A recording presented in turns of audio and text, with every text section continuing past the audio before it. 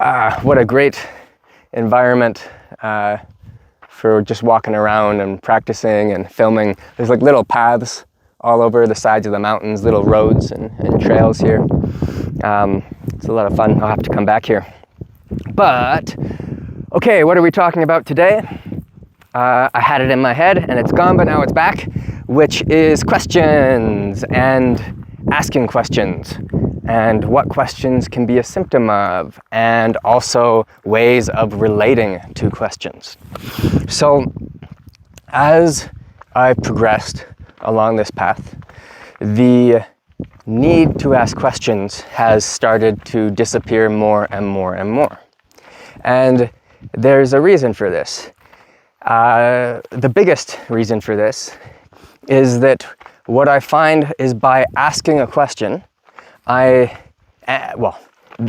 the question is very good, at least internally, asking the question. But when I'm asking the question of somebody else, I'm immediately separating myself from all of the energy and information that I could be connected to that would help me understand that question and the tendrils of answers in more depth.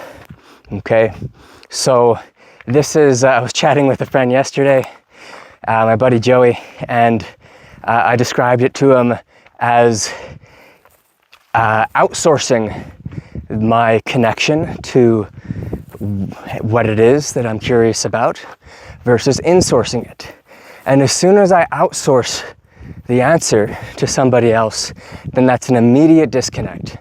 Okay, because then it's like somebody's just telling you what's there, and it takes all the magic out of it, and it mundanifies it, if that's even a word, what I'm exploring.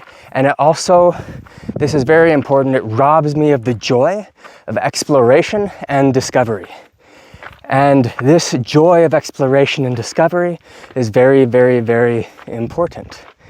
And it also lets me go in more directions with where that question can lead.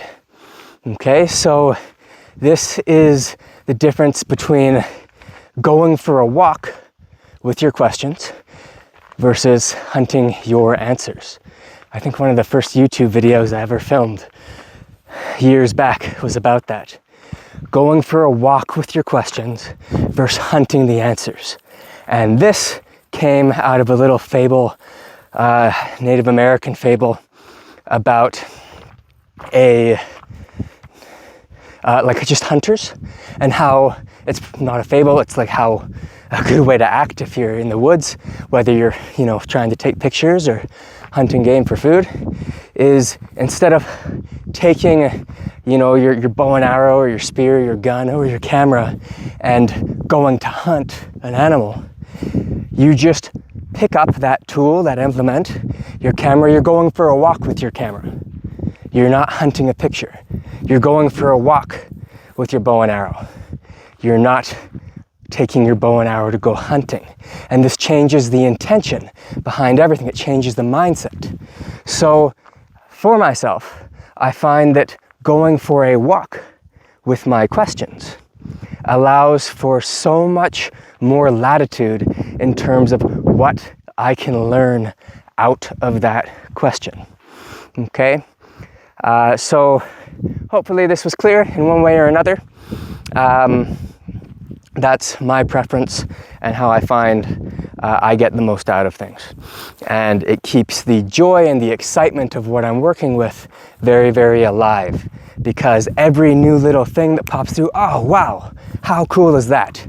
And then boom, that's just another thread that you can pull to start understanding and exploring more and more and more of these mysterious, mystical arts.